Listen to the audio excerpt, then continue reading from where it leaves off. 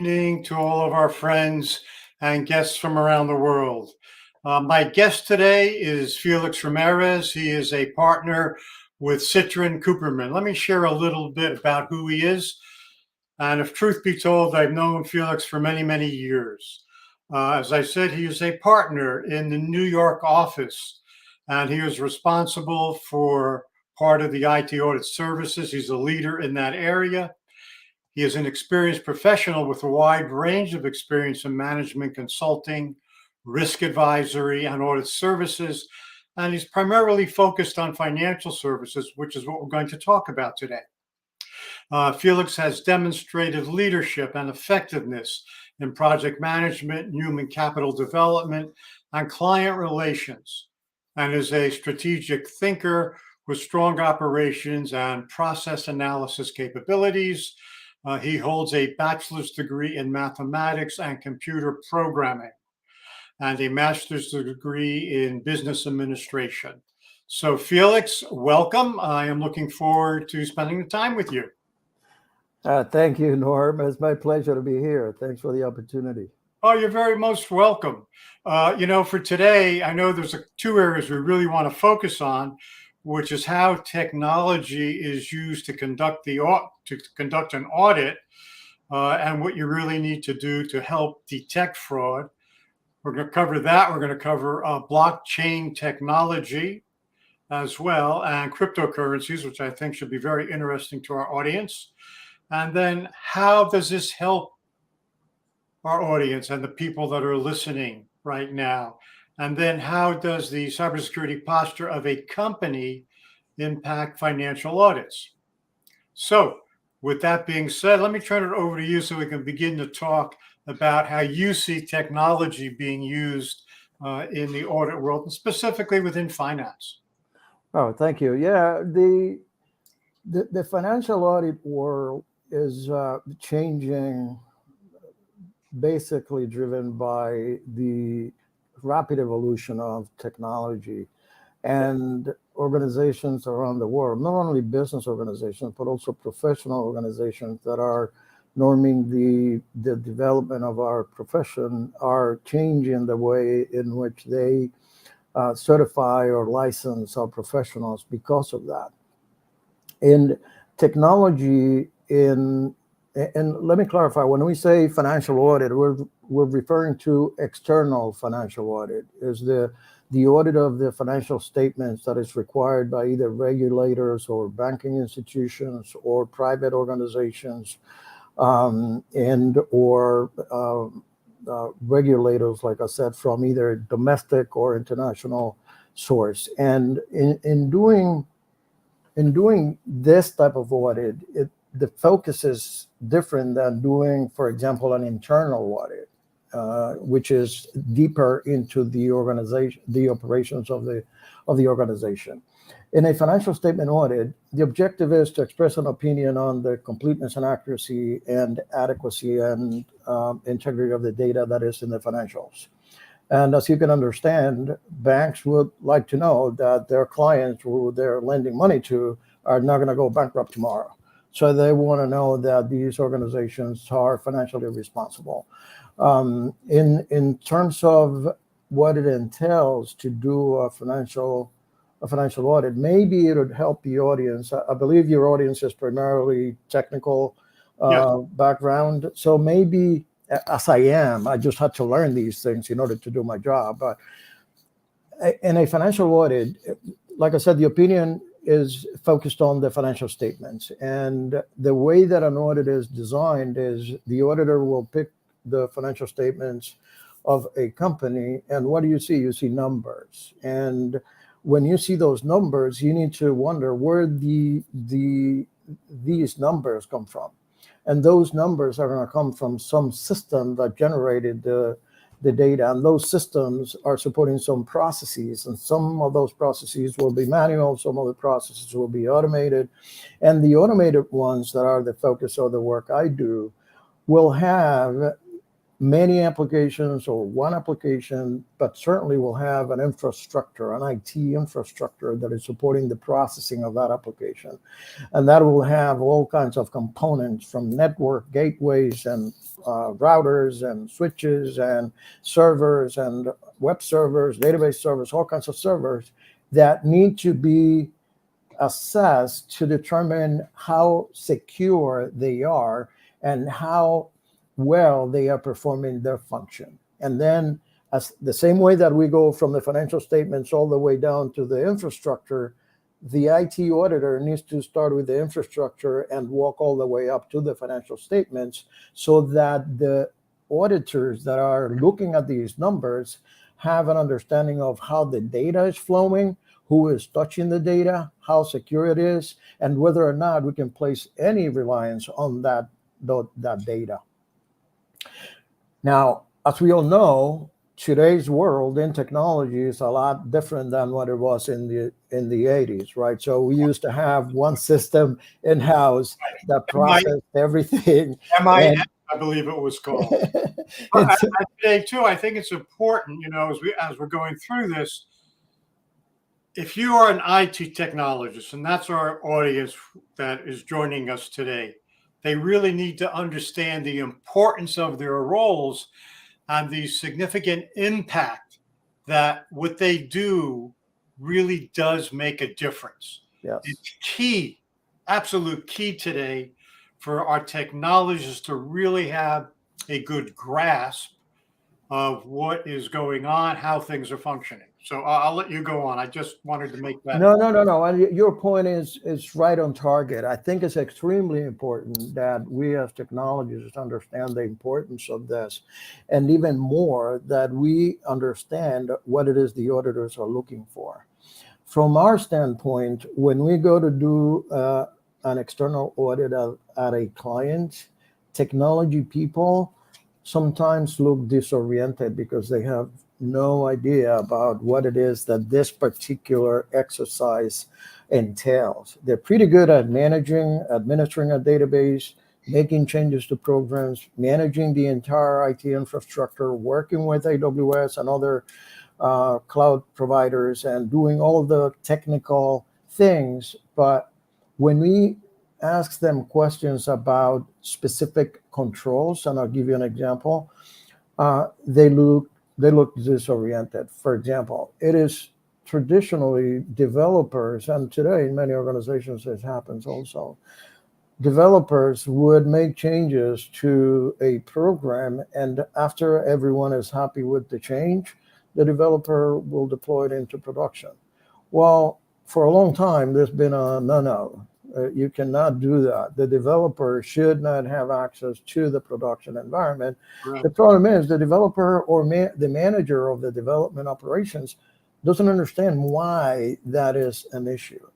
And that's why I was so happy when you invited me to talk about these things, these topics, because the more you understand why what is the rationale behind these requests, the easier it will be to respond to auditors. And auditors may not only be external financial auditors, it may be an inspector from the government in your local location, in your country, in your continent. And some organizations are global. And so when you understand the rationale behind that, it's a lot easier for you, and it's easier for everyone participating in the exercise to request, understand, and assess the documentation that is provided related to the controls and or the integrity of the data that is being provided. So with that point, now I know the answer, but why don't you let our audience know the answers to why developers should not changes into production?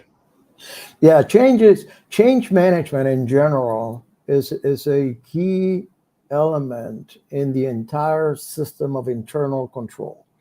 And if you have ever read anything about internal control, you will know that all regulators around the world, all auditors around the world, all banking institutions, all financial institutions for that matter, they want to know that the company that we are auditing is maintaining a strong system of internal controls. Now, what does that mean? It means that the operations of the company are designed to achieve an objective without alteration throughout the process of the data that will be generated. And changes to programs have the possibility of being a disruptor of operations of the company. Why? Because if you have a system that is doing, let's go back. Let's say when I was a computer programmer, I always thought if I do this program to automate a task, the program will do what is designed to do all the time, unless something is changed in the program or something is changed in the use of that program. If you have a automated task that is performed by 2 or 3 programs or by a group of programs, and one of them is changed, and the change has not been approved, has not been tested, is not understood, the user has not accepted, there's a possibility, there's a risk that the program will cause some disruption. Maybe the program will work well, but other programs that it interacts with may not, because now they're receiving a different input than it was designed before. That's the problem with, and I'll give you a little story. When I was I've been through many accounting auditing firms, and when I was at Ernst & Young, we had an engagement with a little organization known around the world as NASDAQ. And what happened at NASDAQ was that at the time, there was a telecommunications company that I'm going to save the name, that had people on site supporting the communication lines of the exchange. And that one of the developers in that team was going to test a change that needed to be made to a program. But by accident, the program was not moved into the test environment, but the production environment. I've seen that happen in the past. NASDAQ had to close for about 4 hours. And the millions and millions and millions of transactions that could not be executed at the time had to be delayed until that evening. And millions of dollars were lost because of that. And so this is the level of importance that changes to, I refer to changes to programs, but changes in general, because it could be that you change any component in the infrastructure and you have the same result, especially now when infrastructure is software. I mean, you have the configuration of a server is based on instructions that are put into AWS or Azure. And so you configure the servers, and the servers are virtual. They're not physical anymore.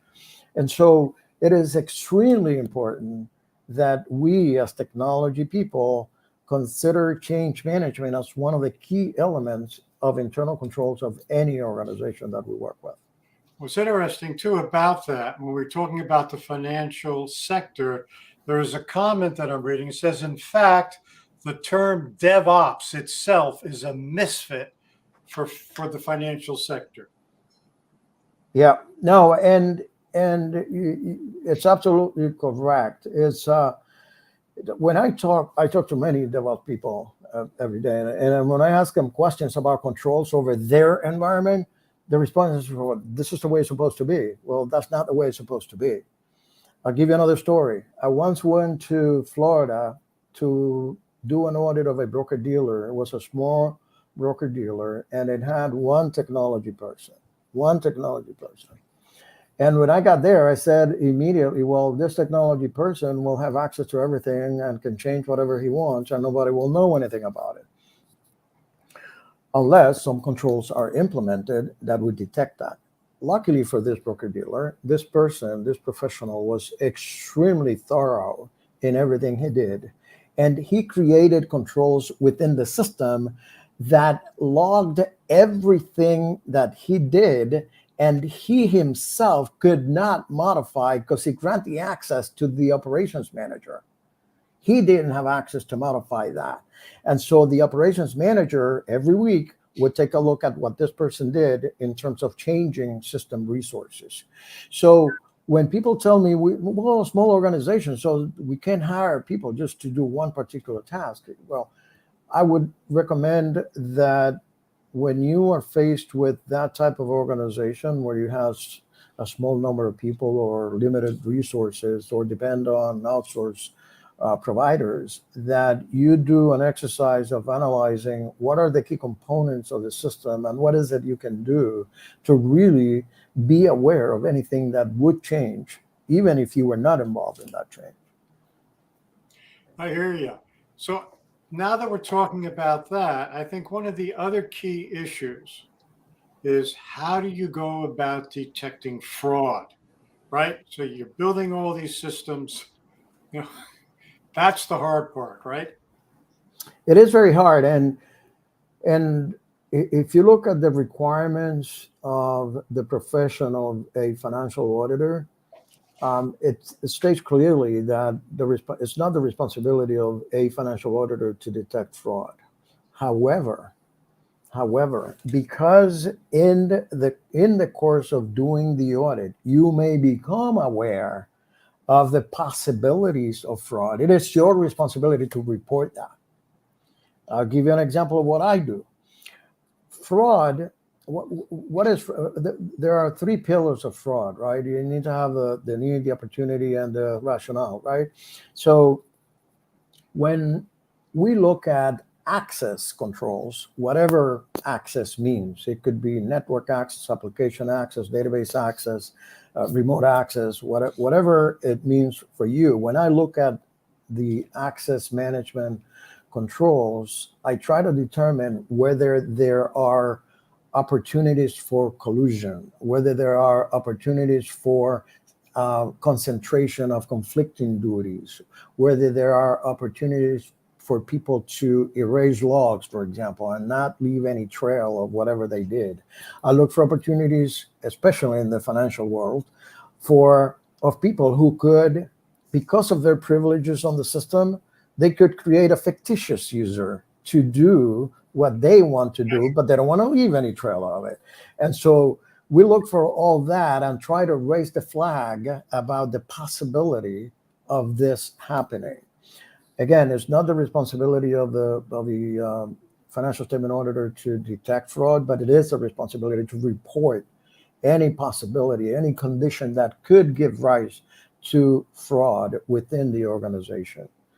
And we were talking about smaller organization before, and it's very prevalent in smaller organizations that people who are the CFO or the controller or some other executive position within the organization take responsibility for administering the accounting system or systems that are used by the organization, thinking that, hey, I own this information, so I should be the administrator.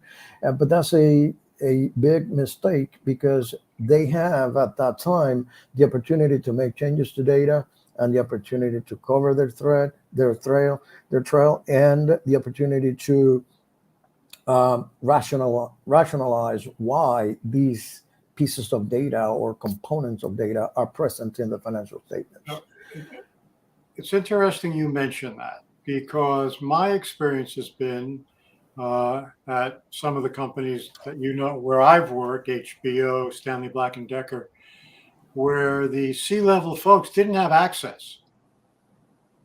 And it was for their own safety and their own good. To me, it goes along with the same kind of theories that I remember one time I was reviewing a SOC 2 Type 2 report, and the vendor sent me the report, and there were, which I found amazing, they listed the IP addresses for the entire infrastructure, right? Nice. So I immediately see that, and I panic, because I know that if they are breached, that their lawyers are definitely going to give us a call, because we said, well, you had access, you saw the IP addresses. So I panicked. I immediately called this person, said, you must tell your auditors to remove that information. Similarly, because it's access, you have knowledge. And same thing, with C-level individuals, they should not have any kind of knowledge of access, because it creates problems. Yes. It creates conflicts. Yes, absolutely. Makes a huge difference. And I think, for all of our colleagues out there listening to the show, if they have an opportunity to do IT audits, those are things they need to look at. You do not want your C-level, your CEO, CFO, treasurers to have access. It is always those individuals below them that really have the access. None of them should. Yes, and it's interesting you mentioned about the audience from around the world. I remember when I had I used to be the president of ISACA New York chapter, yes, right? Of course, I worked at that time, and I was treasurer. So when you volunteered to be the treasurer of the chapter, we used to have it was the beginning of a global program where we would provide information about certifications within ISACA, which is a tremendous organization, by the way. And we had this global program that we would do every 6 months or so. And we used to get a lot of questions from people around the world. I always found it fascinating, the type of questions that I used to get. So I wonder if your audience has any questions that are coming up related to what we're discussing now. Yeah, along with that, I'm curious to see how many members in our audience are members of ISACA. Yeah. Do That'd be interesting. Are they certified information systems auditors, CDPSE, CISSPs? I would be curious if some of you folks would like to opine on that and let us know. Yes, absolutely. And I know that we want to focus on technology, but when the organizations become larger, technology obviously is going to continue to be a key component of the development of the organization. However, there's pieces of management related to technology that need to be taken into consideration. And that's why I insist on getting a good understanding of what the system of internal control is, because the technology people in today's day are the only ones who can really facilitate the creation, the development of a strong system of internal controls. You people out there who are focused on cybersecurity, for example, have a key role to play. This is not just setting security rules on a firewall. No, this is creating the infrastructure for a global economy where we need to have people communicating from different places in the world, and we need to ensure that that communication happens in the way that is intended, maintaining the integrity of the data, maintaining the real communication about real data related to real transactions. This cannot be left. And I'm sure that Norm will have some questions about cybersecurity later, but I didn't want to miss the opportunity to say that your role is key in the development of the global economy. And it's going to really even become more significant, as we move forward. I'm from the days. I used to build. I'm now a Mac person, completely, invested. But before that, in the '80s and the '90s, I would build my own laptops, desktops, just because I could never get what I wanted. So yeah, it's the environment has changed completely. One of these things, is more powerful Yes. than the rockets that we initially launched, with men and women to the moon and around the globe. So it is what it is. Hey, Norm, when I went to college, we had a hard drive of 2.5 megabytes. Yeah, I believe it. Megabytes. My phone, this phone has 512 gigabytes. I know, it's amazing, isn't it? And I'm looking at it's really terrific. I see all of these folks that have systems, CISAs, around the world. So Osaka's been doing a great job, I think, in expanding their reach to everyone. And it's important. It's really important that we do that they do that, clearly. And it's important that the younger generation really begins to understand the importance of controls, how they're managed, and really thinking outside of the box. And that's one of the key factors. So with that being said, what I'd like to do is I want to talk about blockchain technology and cryptocurrencies.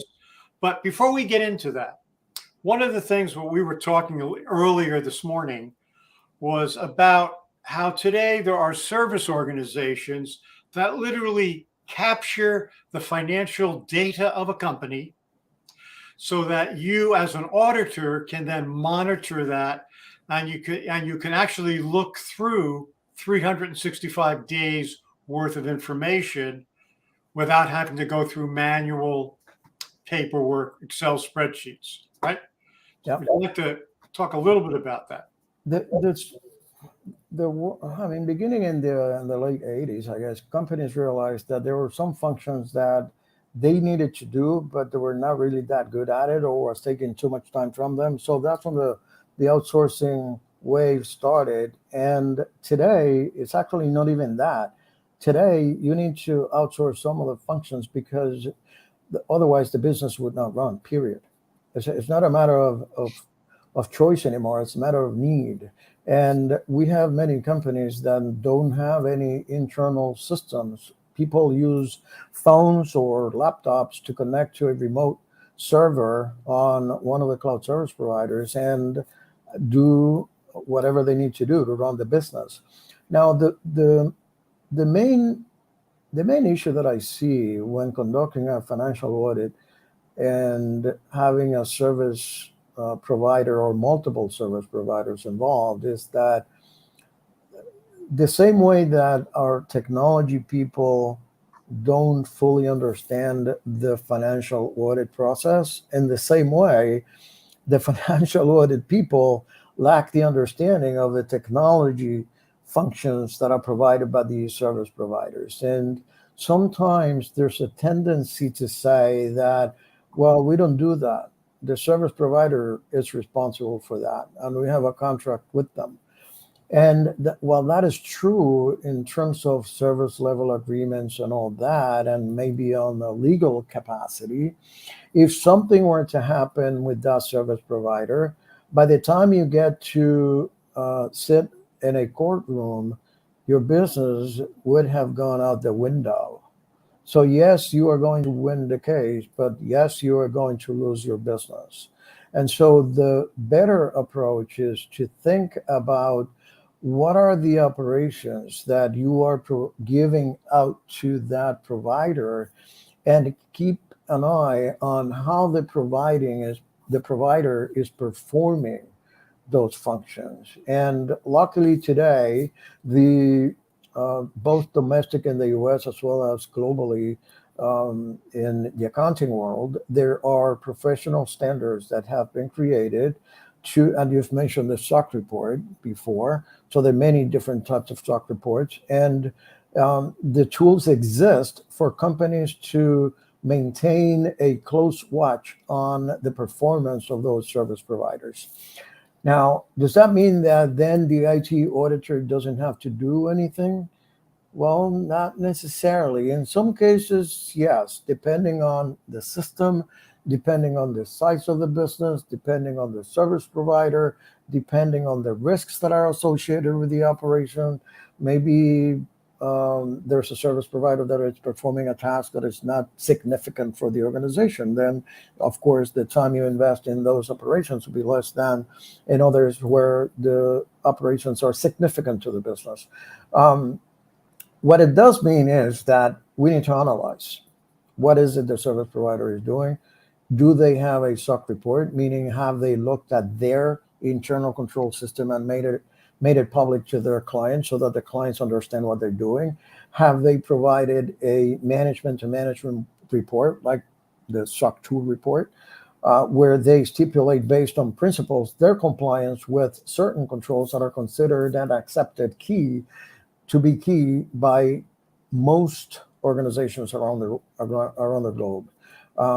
So those are aspects of the relationship that need to be maintained. Some clients, though, use a service provider. They know they have a SOC report. They get the SOC report and they archive the SOC report. They don't do anything with it. The SOC report is supposed to be received, analyzed, and evaluated in light of the services you are using from that service provider. AWS, for example, from Amazon, has a SOC report, has several SOC reports, but has one for the cloud services that incorporates many different products and services that are not applicable to everybody. You talk to people and they tell you, well, I got the SOC report from AWS, so everything is fine. No, that's not the way it works. You need to look at whether the services you are utilizing from AWS are included in the SOC report, whether the service auditor who prepared that SOC report did any type of work with those around those services, whether there were some exceptions or malfunctions or disruptions of operations caused by the services that you're using from the service organization. It's not a simple exercise of just getting the SOC report and checking a box saying I got it. That's not the way. Funny you should mention that, Felix, because I just finished my review of the AWS SOC 2 Type 2. Oh, really? Yeah, it ended September 30th, and and it took me a good 6 hours to do the review, going through it and covering everything. So yeah, to your point, there's one person who said, Nune says, what do you think is the most valuable certification for IT auditors? Thanks a lot. So I think it depends upon your focus and where you're going. Clearly, if you're going to be an IT auditor, what I think any company that is employing an auditor is looking to see that you have your CISA certification first, right? Certified Information Systems Auditor. That's first and foremost. From that, depending on where you want to go, if you want to get more technical, I am a big believer in the CISSP. I think that is a really important certification if you want to get more technical. If you're going to be looking at data privacy, ASACA puts out the CDPSE, Certified Data Privacy Systems Engineer. So there is that certification as well, which I happen to hold because I did a lot of data privacy reviews in a previous career.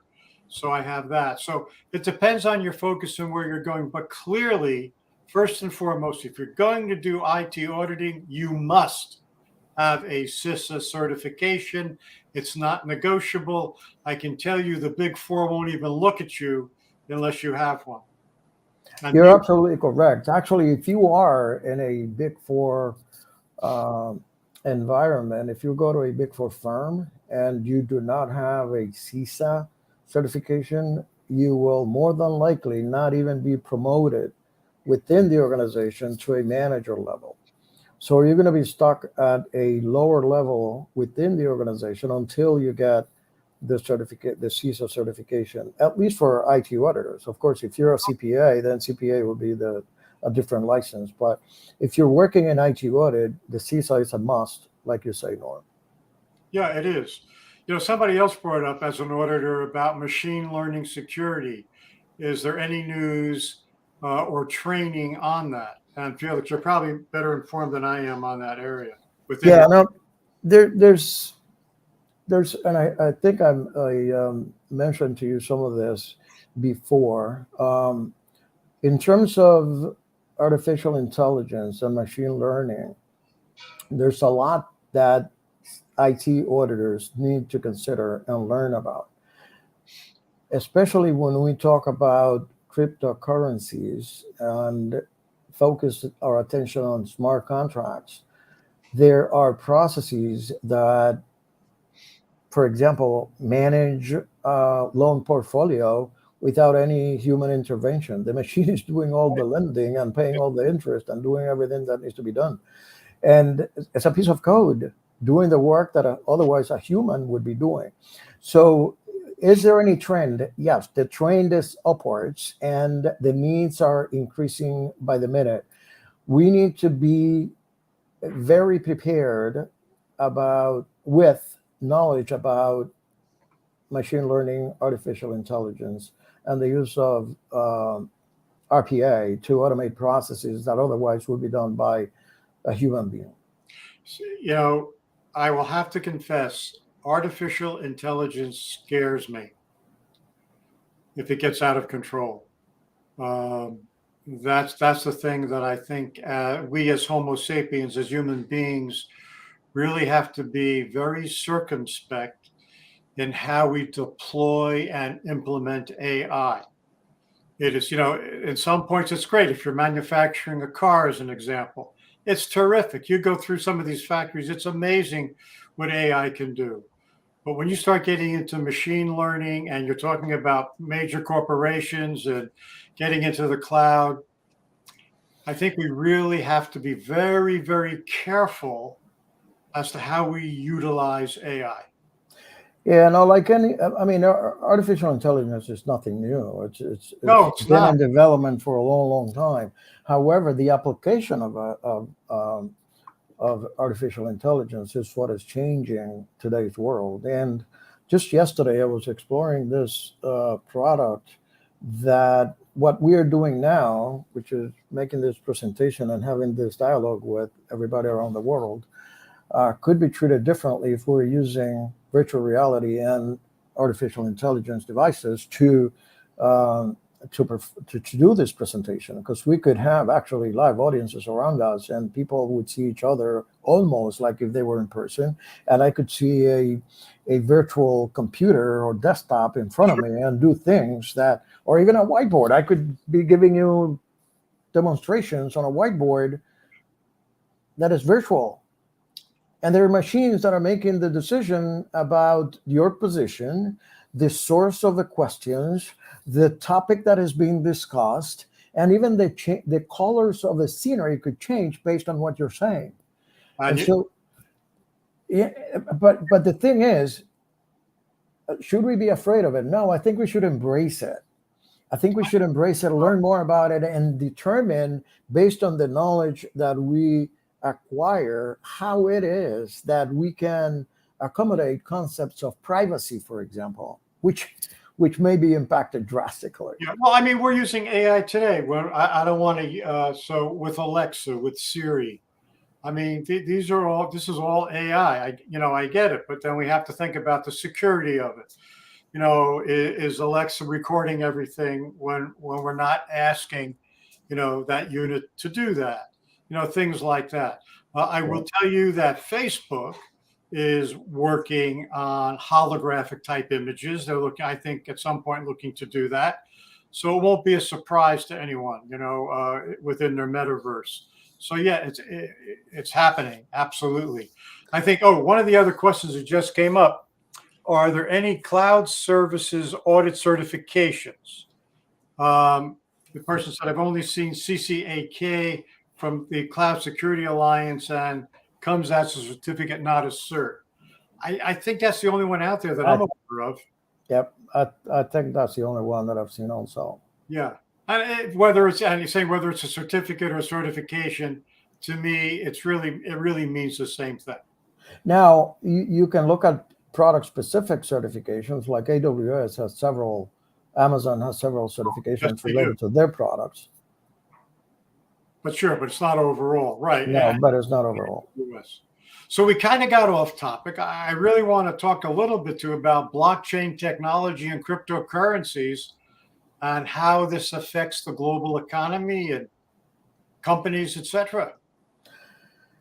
Yeah, no, this is an interesting topic that is really having a huge impact on the work of the financial auditors and IT auditors around the world. And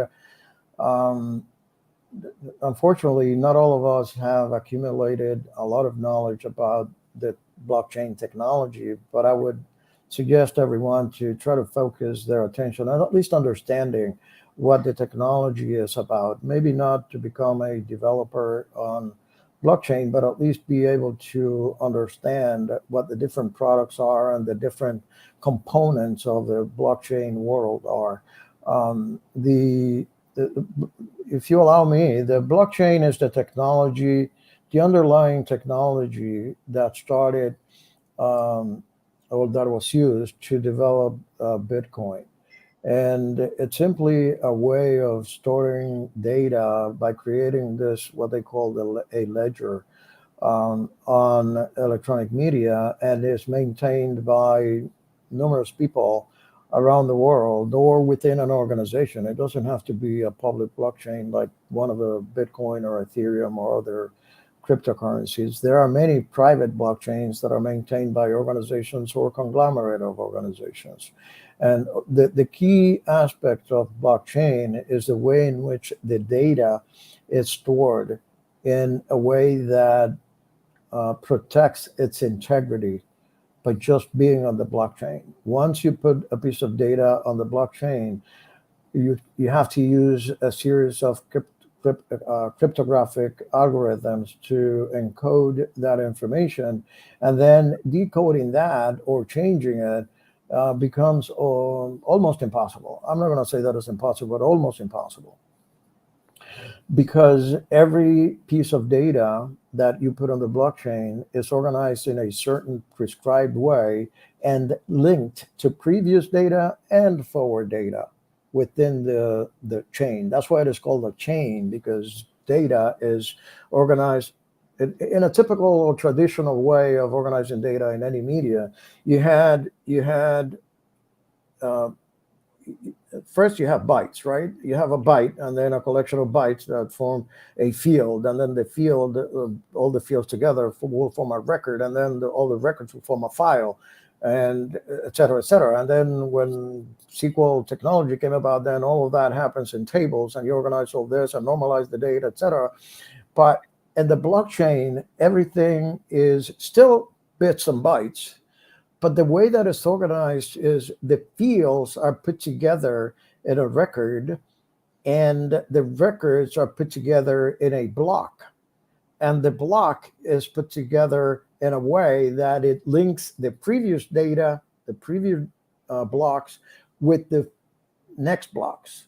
And so when you add a block to the blockchain, you create encryption keys in it that would be impossible to change, because if you change one of them, then you need to go forward and change everything that is ahead of this particular block.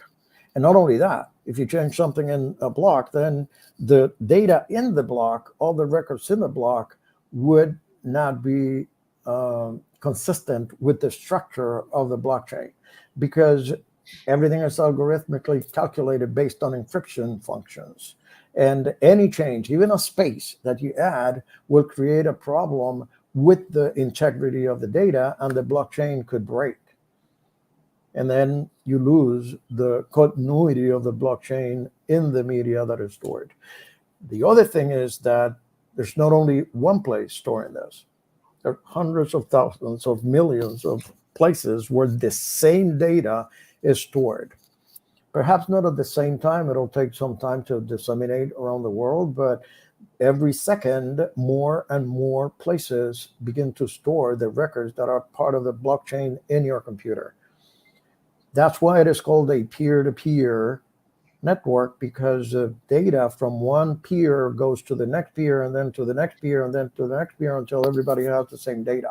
So if I look at your copy of your blockchain, of the blockchain on your computer, and I compare it with my copy, they should both have primarily the same data. There may be some timing differences because of the delay in propagation, but they should have the same data. So for auditors, what this means is that whatever is in the blockchain, there's no question that it happened. Existence is embedded in the blockchain. If you found it in the blockchain, you don't have to do anything else to prove that it happened. It is there, it happened. Now, whether you have in there everything that happened, that's another question. So completeness may become an issue. Integrity of the data is comprised of completeness and accuracy. So we're saying that existence is taken care of.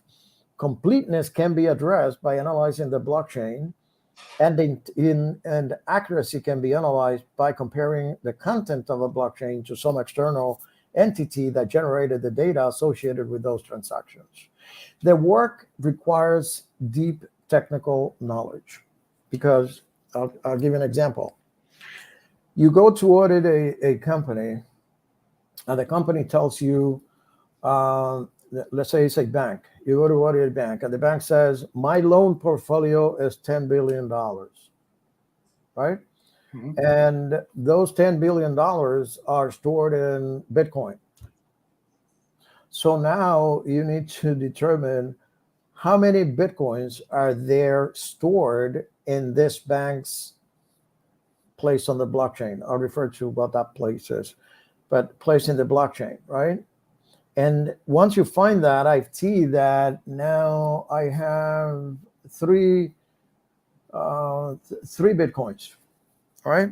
So 3 Bitcoins, let's say that is 40,000, will be 120,000, right?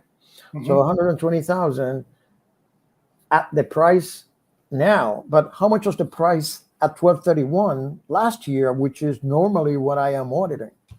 Then I need to go to the blockchain for Bitcoin and walk backwards until I find 12/31, determine the balance there, and then look at transactions that happen at that time and evaluate what the value of those transactions were.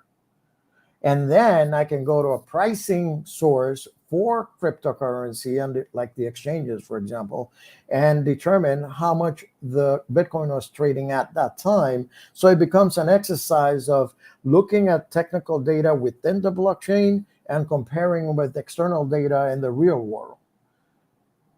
An auditor who doesn't understand the blockchain may be misled into believing that, well, we have 3 blockchains, and if you go to this exchange, it's going to tell, this website is going to tell me that the price was this, so the number is accurate. But as you know, the prices within cryptocurrency are very volatile, extremely volatile. That's why many people don't want to invest in it, because you can't predict the pricing. And so using one website that doesn't give you a stock report, that you don't know what they're doing to extract that data, that they are probably keeping a copy of the blockchain for that cryptocurrency and then translating that into some sort of database, SQL or SQL Server or Oracle or Postgre or something else, and then displaying it to you. What are the controls over the integrity of that data as it is being copied and converted from one format to another? We don't know. So you may be misled into believing that that's a process that should be acceptable only because the website said that it's acceptable. Right. And that's not the case. Yeah. Well, I'm seeing a comment. As auditors, we should be concerned about the hacking that does take place in blockchain tech.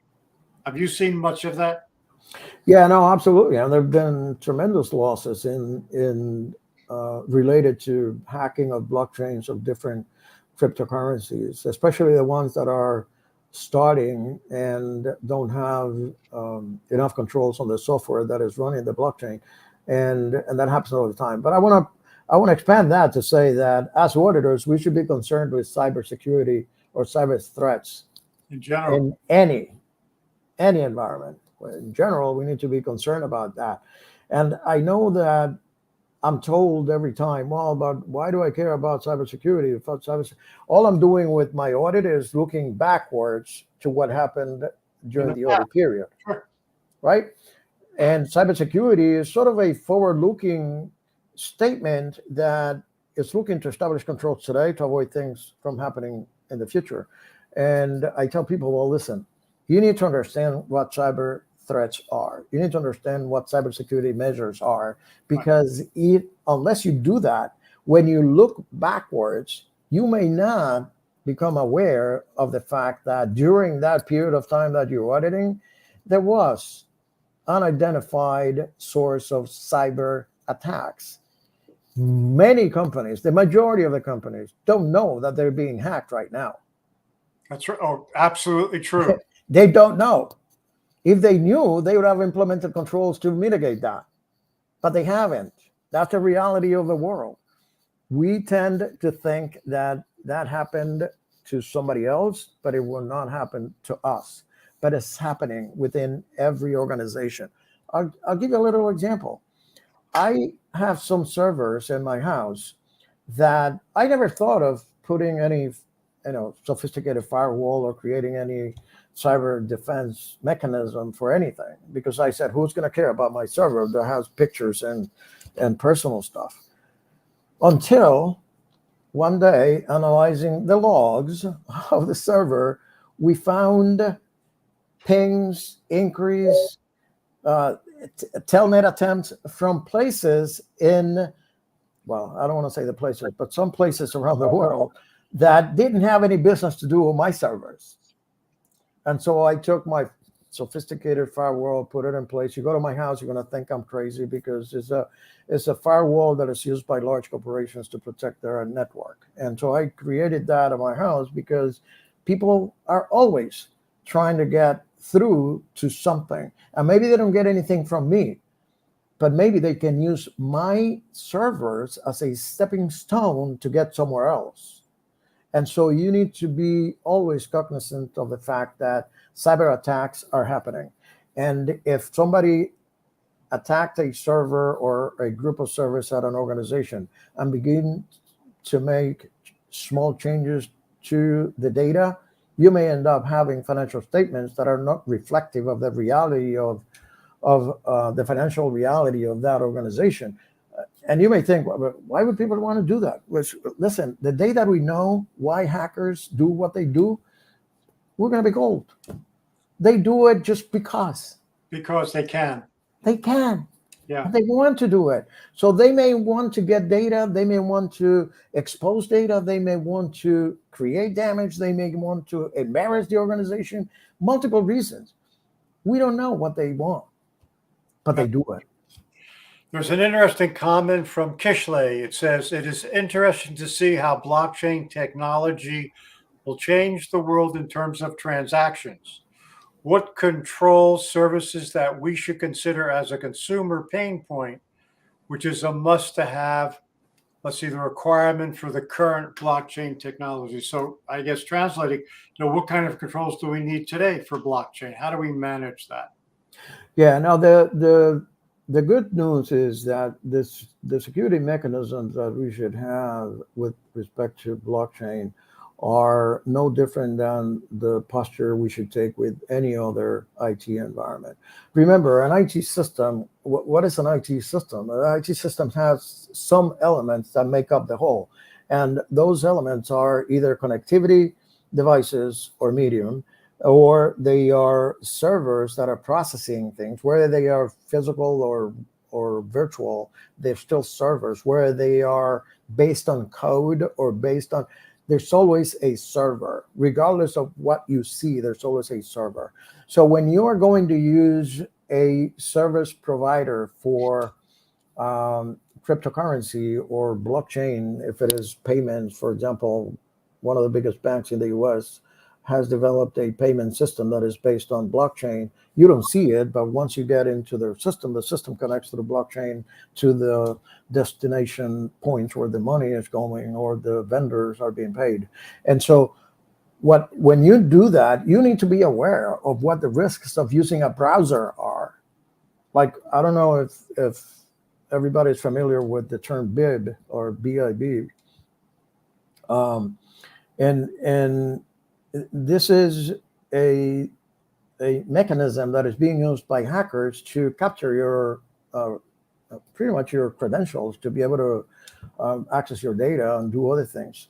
What it consists of is when an application uses OAuth for authentication, it displays a screen on your browser and it says, do you want to access our system using your Facebook account or your Google account? And then you say, well, let me use Gmail. And you click on Gmail, and then that application captures your data, goes to the one that you selected, provides that information using the OAuth protocol, and exchanges the credentials that gives them access to your records on that organization. Well, the browser-in-browser or BIB mechanism, what it does is that it gives you the appearance of presenting one of these screens, but it's really a program created by a hacker to capture your information. Once you put it in, it just goes and stores it somewhere or sends it somewhere else so that they capture that information and do whatever they want to do with it. Blockchain is no different. You need to be aware of what is going on. And think of a service provider in the blockchain technology world as any other service provider, as somebody who has servers and data is being stored there. The difference is that on a blockchain, you need to have a mechanism of distributing the data among all the participants in the blockchain. Interesting. And so how, when we talk about BIB, how do you prevent that? Well, the one good thing is that if you do pay attention to the BIB is called browser-in-browser because it's a window created within your browser. Right. The OAuth protocol creates a separate window external to your browser. So if you see an OAuth screen or window that you have there, you try to move it outside of your browser, it's not going to go if it is a BIB attack. It can't go out of the browser because it's a subset of the browser. But if it is an authentic OAuth request, you are able to take it from your browser, put it on another screen, move it around, do whatever you want, because it's a program in itself that executes independently of the browser. Got it. Right. Thank you for that. We're almost out of time. Gosh, we had so much more we wanted to cover, but we're not going to be able to do it today. So Felix, I wanted to thank you, for joining me, coming on the show. Gosh, it was great. People had great questions, great comments today. Just a lot of fun, So, I think next month, just to give everybody a heads up, I'm going to have Luke Demboski. Luke is a very interesting gentleman. He is a partner and co-chair of data strategy and security at Debevoise and Plimpton. Debevoise and Plimpton is one of the more preeminent law firms in the world and here in the United States. Prior to him joining Debevoise and Plimpton, he was Deputy Assistant Attorney General for National Security here in the United States with the U.S. Department of Justice. He served as Deputy Chief for Litigation and then DOJ Resident Legal Advisor and Assistant U.S. Attorney in Computer Hacking and Intellectual Property. And so when we were talking about him coming on the show, he said, Norm, I can't really talk about a lot of this stuff. I said, it's okay. Keep it at 80,000 feet. We don't have to get specific. But tell me, who is really hacking us? And he said, none of your business. We'll take care of it. So, anyway, with that, hey, I'd like to thank everyone for joining the show. Thanks. I hope to see you next month. It'll be the first Wednesday in May, and we look forward to having you and having your questions. It's been a lot of fun. Thank you. Thank you. Take it away.